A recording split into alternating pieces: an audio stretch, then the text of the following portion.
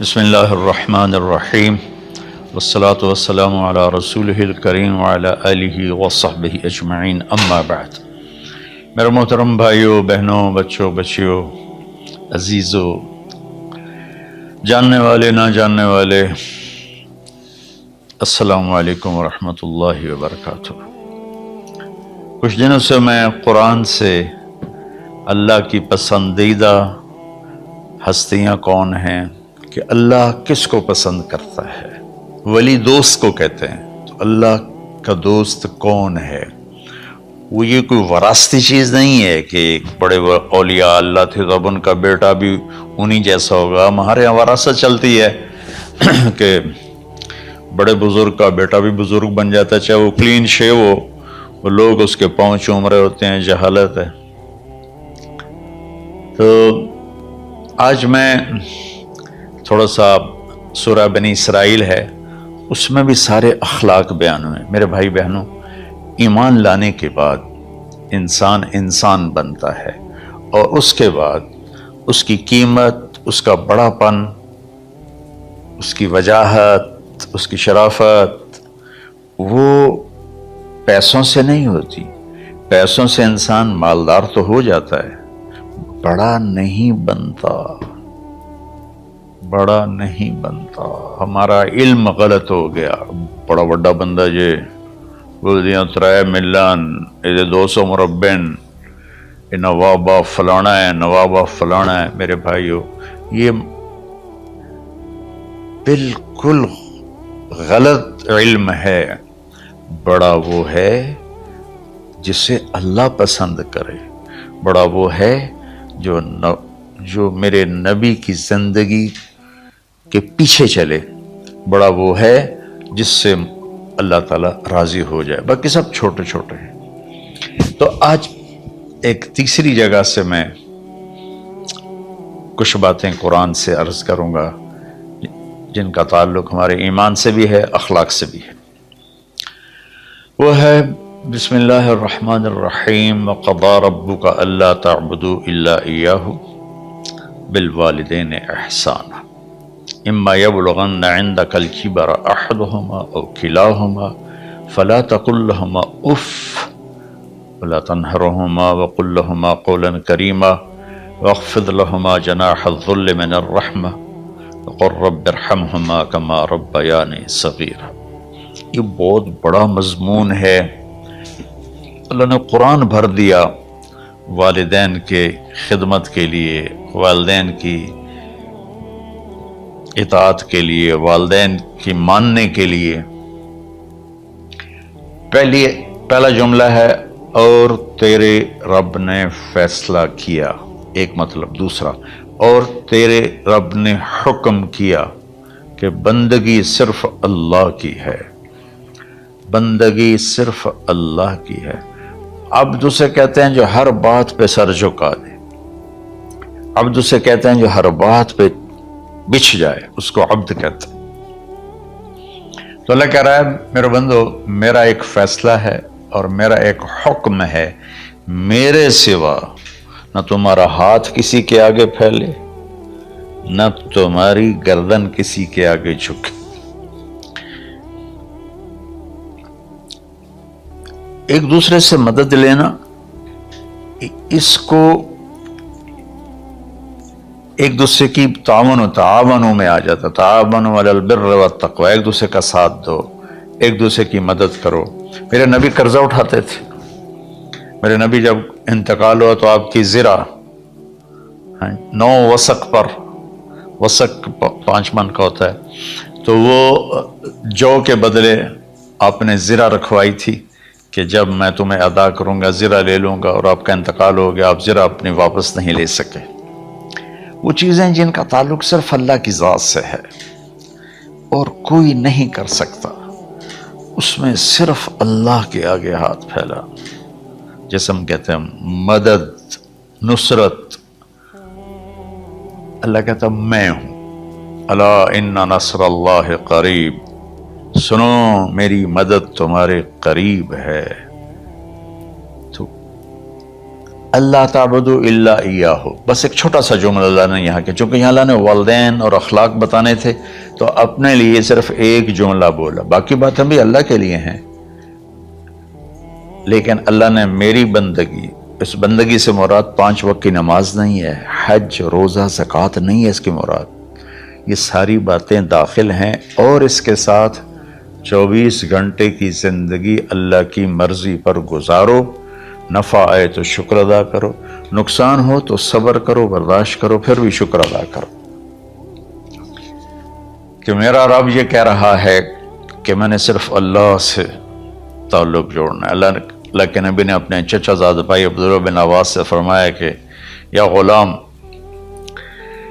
اے نوجوان، اوصیک بکلمات فاحفظہ، میں تمہیں چند باتوں کی وصیت کرتا ہوں، کیا؟ احفظ اللہ،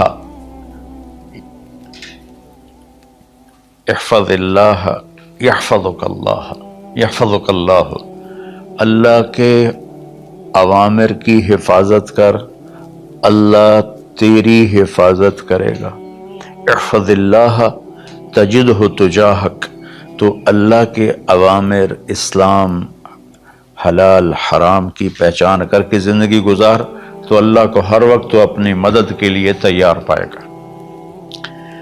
اور لمبی حدیث ہے، عشاء کی نماز کا وقت ہو رہا ہے، اس میں وہ جملہ جو اس میرے مضمون سے متعلق ہے، وَإِذَا سَأَلْتَ فَاسْأَلِ اللَّهِ، جب بھی مانگو اللہ سے مانگو، جب بھی مانگو اللہ سے مانگو، اللہ کے سوا کوئی دینے والا نہیں ہے، صرف اللہ ہے دینے کے لیے۔ وَإِذَا اسْتَعَنْتَ فَاسْتَعِنْ بِاللَّهِ، اور جب مدد کے لیے ہاتھ اٹھاؤ تو صرف اللہ کو پکارو، جب ضرورت حاجت کے لیے، مدد کے لیے ہاتھ اٹھاؤ تو اپنے اللہ کو پکارو۔ تو یہ حدیث کی بات بھی ہے، جو قرآن کی بات بھی ہے۔ اس کے بعد آگے اللہ کہتا ہے وَبِالْوَالِدَيْنِ إِحْسَانًا، اور اپنے والدین کے ساتھ احسان کرو۔ احسان کا کیا مطلب ہے؟ اللہ آگے اسی کی تشریح کر رہا ہے۔ ویسے احسان کا مطلب عربی میں ہوتا ہے، یہ جو ہمارا اردو کا احسان ہے، میں تیرے تو احسان کیتا ہے تو ہوں میں نالے کی کر رہے ہیں، یہ بھی مطلب ہے، لیکن احسان کا اصل مطلب ہوتا ہے، احسان حسن سے ہے، حسن، حسن سے الف، 2 الف ملے اور احسان بن گیا۔ احسان کا مطلب ہوتا ہے کسی بھی کام کو جو دنیا کا ہے، دین کا ہے، اسے انتہائی خوبصورت طریقے سے کرنا۔ جیسے کسی دلہن کا میک اپ ہوتا ہے نا، تو 5-6 گھنٹے 4 گھنٹے کے بعد وہ کہتی ہے، جو ہوتی ہے اس کا میک اپ کرنے والی، کہ جی بس یہ مکمل ہو گیا ہے اور اب اس سے آگے نہیں ہے۔ تو آخری انتہا، اچھائی کی آخری انتہا پر پہنچ کے کام کرنے کو احسان کہتے ہیں۔ تو میرا اللہ کہہ رہا ہے میرے بندو، اپنے والدین کے ساتھ وہ کرو کہ جو بھلائی کی، خدمت کی، ماننے کی آخری حد ہے۔ سبحان اللہ۔ وبالوالدین احسان، بالوالدین پہلے ہے، احسان بعد میں ہے۔ اللہ تعالیٰ نے باقی سب کو پیچھے کر کے فرمایا کہ دیکھو خاص طور پہ ماں باپ کے ساتھ وہ رویہ کرو کہ ان کے دل سے دعائیں نکلیں۔ چند دن پہلے ایک والد یوں ہاتھ اٹھا کے کہہ رہا تھا اپنے بیٹے، اکلوتا بیٹا، میں منگنا اللہ کھولو اللہ تینوں چاہ لگے۔ باپ بیٹے کے لیے یہ دعا مانگ رہا تھا اور بیٹا اکیلا ہے، یہ بد دعا باپ کر رہا تھا۔ تو بھائیو ایسی اولاد نہ بنو جس ماں نے پیٹ میں 9 مہینے اٹھایا، پھر جننے کی تکلیف برداشت کی۔ ایک شخص آیا حضرت عبید بن عمیر کے پاس کہ حضرت میں نے ماں کو اپنے کندھے پہ بٹھا کے پیدل حج کرایا ہے، مینا لے گیا، عرفات لے گیا، مزدلفہ، پھر مینا، پھر مکہ، تو کیا میں نے ماں کا حق ادا کر دیا؟ میں نے فرمایا ولا طلقۃ واحدہ، بیٹا ابھی ایک طلقہ کا حق بھی ادا نہیں ہو۔ طلقہ کسے کہتے ہیں؟ جب بچہ پیدا ہونے کا وقت آتا ہے تو ماں کو دردوں کی لہریں اٹھتی ہیں، وہ اتنی خوفناک ہوتی ہیں کہ ماں چیخ چیخ کے رہ جاتی ہے، اور بعض اوقات ڈیلیوری لیٹ ہو جاتی ہے تو وہ تڑپتی ہے، روتی ہے۔ وہ جو لہریں ہیں نا پیٹ میں آتی ہیں جاتی ہیں، آتی ہیں جاتی ہیں، ایک لہر جو درد کی اٹھتی ہے اس کو کہتے ہیں طلقہ۔ میں قربان جاؤں، انہوں نے فرمایا بیٹا ابھی تیری ماں نے جو تجھے جنا تھا اس وقت جو تجھے درد، وہ تیری ماں نے درد کی لہریں برداشت کی تھی، اس میں سے ایک لہر کا بھی حق ادا نہیں ہوا، یعنی کہ حق ادا ہو ہی نہیں سکتا۔ یہ مطلب کہ حق ادا ہو ہی نہیں سکتا، کہ بیٹا ابھی ایک کا بھی نہیں۔ پھر حضرت عبداللہ بن عمر سے ایک شخص نے پوچھا کہ اچھا یہ جو آدمی تھا یہ خراسان، یہ ایران میں ہے اور افغانستان میں، یہاں سے ماں کو پیدل کندھے پہ بٹھا کے مکے پہنچا تھا، اندازہ لگا اس نے کتنی مشقت اٹھائی۔ اور عبید اللہ بن عمر کہتے ہیں بیٹا ابھی ایک لہر کا حق ادا نہیں ہوا۔ یہی سوال حضرت عبداللہ بن عمر سے کیا ایک شخص نے کہ حضرت میں نے اپنی ماں کو حج کرایا ہے، سارا میں نے پیدل کرایا ہے اور کندھے پہ اٹھا کے کرایا ہے، تو کیا میں نے ماں کا حق ادا کر دیا؟ وَلَا زَفْرَةً وَاحِدًا وَلَا زَفْرَةً وَاحِدًا۔ کہ بیٹا تیری ماں نے تجھے پالتے ہوئے جو تھک تھک کے لمبے لمبے سانس لیے، ہوکے بھرے، ابھی ایک ہوکے کا حق بھی ادا نہیں ہوا، یعنی حق ادا ہو ہی نہیں سکتا۔ تو احسان کے آگے تشریح آ رہی ہے۔ تو آج میں صرف اتنی بات کروں گا کہ میرے بھائیوں، میری بہنوں، میرے بچوں، میری بچیوں، اللہ کے واسطے ماں باپ کو دکھ نہ دینا ورنہ اللہ بھی ناراض ہو جائے گا۔ چند دن پہلے ایک بچہ بچی میرے پاس آئے، دونوں میڈیکل اسٹوڈنٹ تھے، کہ ہم شادی کرنا چاہتے ہیں۔ تو بچی نے کہا جی میرے والدین ناراض ہیں، وہ نہیں، اس رشتے پر راضی نہیں ہیں۔ تو میرے باپ کہتے ہیں اگر تو نے یہاں رشتہ کیا تو تیری میری ایک درمیان ایک خط آئے، کھچ جائے گا خلیج، ہم اس پار نہیں آئیں گے تو اس پار نہیں آئے گی۔ میں نے کہا بیٹی جس ماں نے تجھے 9 مہینے پیٹ میں پالا، 2 سال تجھے دودھ پلایا، تیری پوٹیاں پیشاب صاف کیا، تجھے پیمپر باندھے، تجھے اٹھ کے راتوں کو اپنی چھاتی سے دودھ پلایا، کیا اب اس کا اتنا بھی حق نہیں کہ تم اس کی رائے کا احترام کرو؟ اتنا بھی حق نہیں ہے؟ تو میں نے کہا بیٹا میری کوئی رائے نہیں ہے، تو اگر تیرے ماں باپ راضی ہیں تو بسم اللہ ضرور کر، اگر راضی نہیں ہے تو دیکھو موت تک تجھے ماں باپ کی دعا نہیں ملے گی، اور ماں باپ کی دعا نہ ملی تو کچھ بھی نہیں ملے گا۔ تو بھائیو دوستو، خاص طور پر آج کے کالج کے نوجوان بچے بچیاں یہ ماں باپ کے ساتھ بہت بدتمیزی کرتے ہیں، چونکہ اس میں والدین کا پہلا قصور ہے کہ انہوں نے ان کو دین نہیں سکھایا۔ بچپن میں انگلش میڈیم سکول، پھر او لیول، پھر اے لیول، تو انہیں کیا پتہ ماں کون ہے باپ کون ہے۔ ایک پرانی بات ہے، ایک شخص اپنے بیٹے کو لے کر آیا کہ یہ میرا بچہ ہے اور یہ فلاں جگہ شادی کرنا چاہتا ہے، اور ہم میں سے کسی کی رائے نہیں ہے، اور یہ مانتا نہیں ہے، اور اس کے ساتھ اس نے نا دھاڑے مار کے رونا شروع کیا۔ تو میں نے بچے کو دیکھا تو یوں کر کے بیٹھا تھا، اس کا باپ رو رہا ہے، ہچ کیوں تو ایسے بیٹھا ہو۔ تو مجھے اچانک خیال آیا، میں نے کہا شیخ صاحب اس کو کہاں پڑھایا تھا؟ کہا جی امریکن اسکول۔ اس کے بعد آسٹریلیا بھیجا تھا مزید تعلیم کے لیے۔ ان کے شیخ صاحب اس بچے کا کوئی قصور نہیں، آپ کا قصور ہے، اس کو تو پتہ ہی نہیں میری ماں کیا ہے میرا باپ کیا ہے۔ ایک ہماری تہذیب تھی وہ ختم ہو گئی ہے، اس میں علم نہیں بھی تھا تو ماں باپ کا۔ میں نے اپنی آنکھوں سے دیکھا، میں نے اپنے دادا کو دیکھا لیکن میں یاد نہیں، لیکن جو میرے دادا کے چھوٹے بھائی تھے ان کو میں سنبھلتا ہوں، ان کو میں نے دیکھا ہے، 3ری 4تھی جماعت تک میں تھا۔ 61 میں ان کا انتقال ہوا، میری 9 سال عمر تھی، تو 8 سال۔ ان کے بیٹے جوان تھے، اور ڈیرے میں جب وہ بیٹھتے تھے تو ان کے بچے ان کے سامنے نہیں بیٹھتے تھے، ان کی پیٹھ کے پیچھے بیٹھتے تھے. اتنا ادب تھا، حالانکہ چاروں کے چاروں دین نہیں جانتے تھے. تہذیب تھی، ثقافت تھی، جو آج کی تہذیب نے ہم سے سب کچھ چھین لیا. اب بھی آپ جاؤ بیٹا تھر پارکر میں گیا ہوں 2-3 دفعہ، اور وہاں مسلمان نہیں ہندو عورتیں جب گاڑی گزرتی ہے تو گھونگھٹ کو نیچے کر لیتی ہے، اپنا چہرے کو فوراً چھپا لیتی ہیں. تو خیر بہرحال میں نے کہا شیخ صاحب اس بچے کا قصور نہیں، آپ کا قصور ہے. تو میرے بچوں اپنے ماں باپ کو خوش کرو، راضی کرو. ان کا راضی ہونا اللہ کی رضا ہے. میں اس کی تفصیل انشاءاللہ آگے بتاؤں گا. آج میں صرف اتنا ہی میں نے تمہید باندھی ہے کہ ماں باپ کا کیا مقام ہے، ان کی کیا عزت ہے.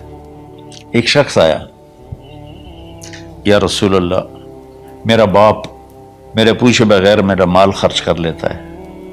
آپ نے کہا بلاؤ. چونکہ بچے کا ذاتی مال اگر ہو تو شرع کے لحاظ سے باپ پوچھ کے استعمال کرے، بغیر پوچھے استعمال نہ کرے. جب اسے پتہ چلا کہ میرے بیٹے نے شکایت کی ہے تو عرب کی شاعری تو مشہور تھی، انہیں دل دل میں کچھ اشعار پڑھے. جو آیا تو جبریل پہلے آ گئے، یا رسول اللہ اللہ تعالیٰ کہہ رہے ہیں آپ اس سے پوچھیں وہ شعر بتاؤ جو تیرے کانوں نے تو نہیں سنے، تیرے دل میں آئے تھے اور اللہ نے سن لیے. تو اللہ کے نبی نے فرمایا بھائی تیرا انشاءاللہ کیس سنتے ہیں، لیکن پہلے وہ شعر سناؤ جو تم نے تو نہیں کہے زبان سے پر اللہ نے سن لیے ہیں. تو آپ نے اس سے ارشاد فرمایا کہ تمہاری بات ہم سنتے ہیں باپ بیٹے کی، لیکن پہلے وہ شعر سناؤ جو تیری زبان سے ادا نہیں ہوئے، تیرے کانوں نے نہیں سنے، تیرے دل کی گونج تھی اور تیرے دل کی آہ اور فریاد تھی جو دل ہی میں گھٹ کے رہ گئی، اسے اللہ نے سنا ہے. وہ کہتا ہے سناؤ. کہنے لگا یا رسول اللہ آپ کا رب ہر وقت ہمارے ایمان کو آپ پر زیادہ سے زیادہ بڑھاتا رہتا ہے. اس ذات کی قسم جس کے قبضے میں میری جان ہے، یہ چند میرے دکھ بھرے خیالات الفاظ کی شکل میں ڈھلے، لیکن میری بزم تصور میں ہی رہے اور وہیں دفن ہو گئے، باہر نہیں نکلے، میری زبان سے ادا نہیں ہوئے، میرے کانوں نے نہیں سنا، آپ کے رب نے سن لیا. آپ نے کہا اچھا بتاؤ تم نے کہا کیا تھا؟ تم نے کہا جی میں نے بچے کی جب سنی شکایت میری کی ہے تو میں نے کہا تھا غضوتک مولودا وعلتک یافعا تعل بما اجنی علیک وتنہل واذا ضاقتک بالسقم لیلۃ لم ابت لسقمک الا ساہرا اتململ کأنی انا المتروک دونک بالذی ترکت به دونی وعینی تحملہ تخاف الرضا نفسی علیک وإنها لتعلم ان الموت وقت مؤجل فلما بلغت السن والغایة التي الیها مدى ما فيك كنت اؤمل جعلت جزائی غلظة وفظاظة كأنك انت المنعم المتفضل فلیتك ان لم ترع حق ابوتی فعلت كما الجار المجاور يفعل فأولیتنی حق الجوار لم تکن علی بمال دون مالک تبخل. میں ابھی ترجمہ کرتا ہوں. اس کا میرے نبی پر کیا اثر ہوا کہ آپ کے ٹپ ٹپ آنسو گر رہے تھے اور آپ کی داڑھی آپ کے آنسوں سے تر ہو رہی تھی. یہ اتنا فصیح کلام ہے کہ عربوں کو بھی پسینہ آ جائے گا ترجمہ کرنے کے لیے. تو میں تو عربی نہیں ہوں، لیکن یہ فخر تو حاصل ہے، بھلے ہیں یا برے ہیں 2-4 قدم ہم بھی تیرے ساتھ چلے ہیں. کچھ عرصہ اہل علم کی محفلوں میں بیٹھے، کچھ زبان کی شناسائی ہوئی، تو میں اپنی کم مائگی کے ساتھ اس کا ترجمہ کروں گا. وہ کہتا ہے غزوتک مولودا وعلتک یافعا، تعل بما اجنی علیک و تنحل، میرے بیٹے جس دن تو پیدا ہوا ہم نے اپنے لیے جینا چھوڑ دیا، ہوئے ہوئے ہوئے ہوئے، ہم تیرے لیے جیے۔ تیری ماں تجھے دودھ پلاتی تھی، میں تیرے لیے روٹی کے نوالے لاتا تھا، میری ساری کمائی پہلی اور آخری سب تیرے اوپر لگتی تھی۔ تجھے خوش دیکھتے تھے تو خوش ہوتے تھے، تجھے روتا دیکھتے تھے تو ہم روتے تھے۔ وَإِذَا ذَاقَتْكَ بِالسُّقْمِ لَيْلَةً لَمْ أَدْلِ سُقْمَكَ إِلَّا سَاهِرًا أَتَمَلْمَلُ، جب تو کبھی بیمار ہو جاتا تھا تو تیرے سرانے بیٹھ کر ہم ساری رات روتے تھے اور دعائیں کرتے تھے، یا اللہ ہمارے بچے کو بچا لے، ہمارے بچے کو صحت دے دے۔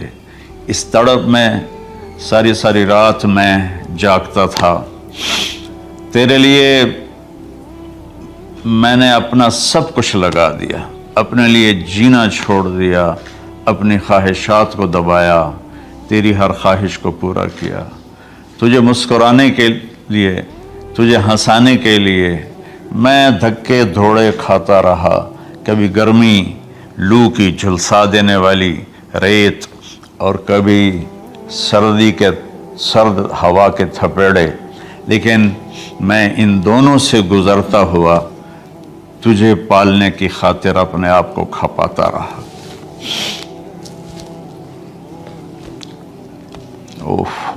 فلما بلغت السن والغایۃ التی الیہ مدی ما فیک کنت اؤمل، بیٹا میں نے اپنے ہڈیوں کا رس بھی تیرے اندر ڈال دیا، صرف کمائی نہیں، میں نے اپنے ہڈیوں کا رس تیرے اندر ڈالا، میں نے جو کچھ تھا تیرے اوپر قربان کیا۔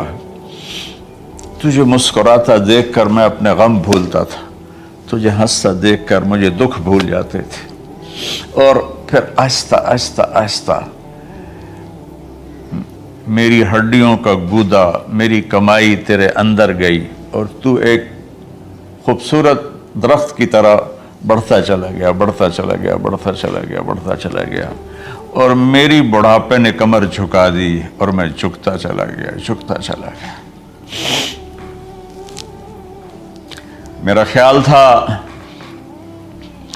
کہ جیسے میں اس کی انگلی پکڑ کے چلتا تھا، اب میری باری ہے، یہ میری انگلی پکڑ کے چلے گا، جیسے میں اسے سینے سے لگاتا تھا، پیار کرتا تھا، جھولے جھلاتا تھا، باغ میں لے جاتا تھا، یہ ساری اس کی تعبیرات کے اندر داخل ہیں، الفاظ میں نہیں ہیں۔ تو مجھے خیال آتا تھا جب میں بوڑھا ہو جاؤں گا نا تو میرا بیٹا بھی مجھے ایسے ہی لے کے پھرے گا، میرا بیٹا بھی میری سنے گا۔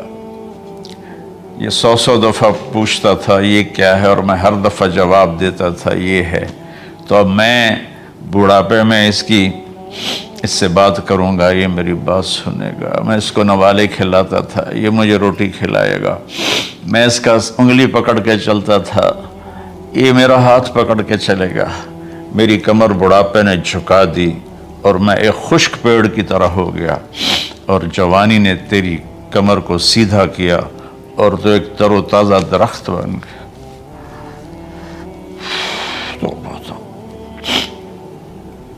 تو مجھے خیال آیا کہ میں نے 20 سال اس بچے کو پالا ہے، ابھی اپنی ماں اور باپ کو دیکھے گا، لیکن ایک دم اچانک کیا ہوا؟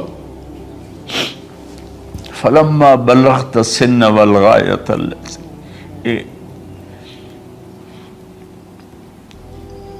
الیہا مدی ما فیک کنت اؤمل، جب تو اس عمر کو پہنچا جس میں ہماری امیدیں تیرے ساتھ لگ گئیں، ہمیں بڑھاپے نے بے آسرا کر دیا اور تیری جوانی نے تجھے ہمت دے دی، تب ہمارا خیال آیا کہ اب یہ ہمارے ساتھ وہی کرے گا جو ہم نے اس کے ساتھ کیا۔ لیکن کیا ہوا؟ جعلت جزائی غلظۃ وفظاظۃ کأنک انت المنعم المتفضل، تو اتنا بدتمیز ہوا، تیری زبان چھری بن گئی، تیرا رویہ زہر بن گیا، اور میری ساری زندگی کی محنت کا بدلہ تو نے مجھے نافرمانی سے دیا، بد اخلاقی سے دیا، بدتمیزی سے دیا۔ میں حیرت بھری نظروں سے تجھے دیکھتا رہا اور میں اپنی پچھلی 20 سالہ زندگی کو جھٹلاتا رہا کہ میرا خیال میں اس کا نوکر ہوں اور یہ میرا مالک، میں اس کا باپ نہیں، میں اس کا نوکر ہوں۔ کیونکہ ماں باپ کے ساتھ ایسا کوئی نہیں کرتا ہے، یہ میرا مالک ہے اور میں اس کا نوکر ہوں، اس لیے مجھے ڈانٹ رہا ہے۔ کتنے بچوں کو میں نے یہ کہتے سنا اپنے باپ کو، تو میرے واسطے آج تک کیتا کی، تو میرے واسطے آج تک بنایا کی۔ اور جو باپ بے بسی کی تصویر بنا ہوتا تھا وہ شکلیں بھی میرے سامنے ہیں۔ ہمارا دیہاتی ماحول زمیندارہ ماحول ہے، لیکن اب تو شہروں میں بھی یہی حال ہے۔ جس نے وہ لیول اے لیول کیا ہے اسے کیا پتا ماں کسے کہتے ہیں، باپ کسے کہتے ہیں۔ تو میں نے اپنی آنکھوں سے باپ کی بے بسی اور بیٹے کا غرانہ ایک دفعہ نہیں کتنی دفعہ دیکھا۔ تو میرے واسطے آج تک ہی کیتا ہے، تو میرے واسطے آج تک ہی بنایا ہے۔ وہ کہتا ہے اچھا میرا بچہ جداں جوان ہو سو آپ پہ سمجھ جسو۔ جبریل انسانی شکل میں آئے کہ یا رسول اللہ کچھ سوال کی، قیامت کب آئے گی؟ کہ اللہ کو پتہ ہے۔ کہ کوئی نشانی؟ فرمایا جب دیکھو کہ بیٹیاں بھی ماؤں کو نوکر کی طرح دھتکار رہی ہوں تو سمجھنا قیامت آنے والی ہے۔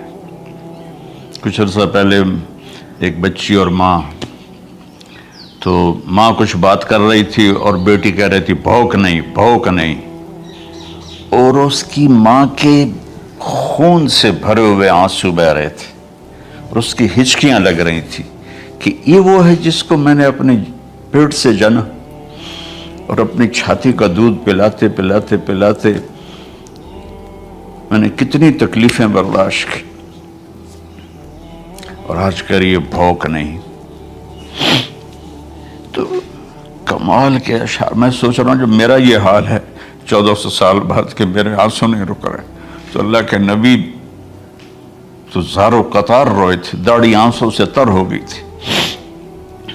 کہا بیٹا جب تو نے میری ساری زندگی کی محنتوں کا بدلہ بدتمیزی سے دیا، گالی گلوچ سے دیا، دھکے دے کر باپ کو گھر سے نکال دیتے ہیں، تو بیٹا میں یہ سمجھا کہ تو نے ایک خواب دیکھا تھا، تو نے ایک خواب دیکھا تھا کہ تو باپ ہے اور یہ بیٹا ہے۔